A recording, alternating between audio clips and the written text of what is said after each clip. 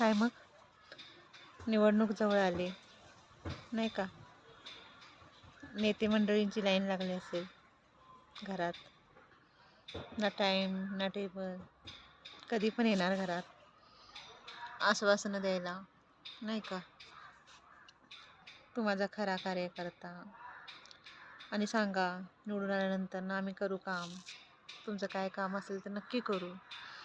मग काय, आपण खुश. मग आपण आपली घरची कामं दामं जे काय असेल ते सगळा परिवार सोडतो आणि आपण आपल्या नेत्याच्या मागणं फिरतो. जे काय आपल्यामुळं 4 मतं पडायची ती पडतातच. झालं, जेवढं कष्ट करायचं तेवढं आपण करतो. निवडून आल्यानंतर ना किती विचारतात इथे लोक, आपल्याला त्यांची उद्या अपॉइंटमेंट घ्यावी लागते. मला साहेबांना भेटायचं आहे.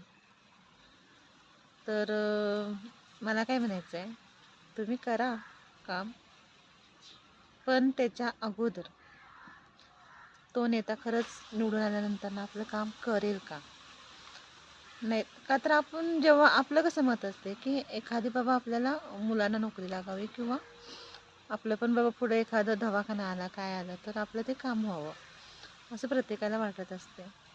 तर फोन केल्यानंतर ना आज साहेब इकडं आहेत तिकडं आहेत, नाही भेटता येणार असं आपल्याला सांगितलं जातं. तर मला एवढंच म्हणायचं आहे की नंतर न पश्चाताप करायची वेळ यायला नको. त्यामुळे तुम्ही अगोदरच ठरवून घ्या, स्टॅम्प पेपर करून घ्या नाही तर रेकॉर्डिंग करून घ्या.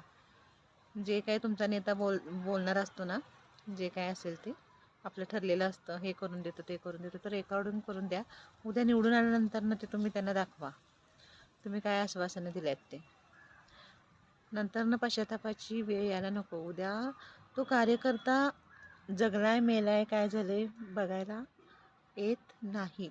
किंवा उद्या आपल्या दवाखान्यात जरी कोण एखादा आपल्या घरचं असेल तरीसुद्धा ती लोक लक्ष देत नाहीत. त्यामुळं ठरवायचं आपण कुणासाठी किती हे करायचं, काम करायचं आणि काय करायचं, आपला वेळ कुणासाठी घालवायचा हे महत्त्वाचं आहे.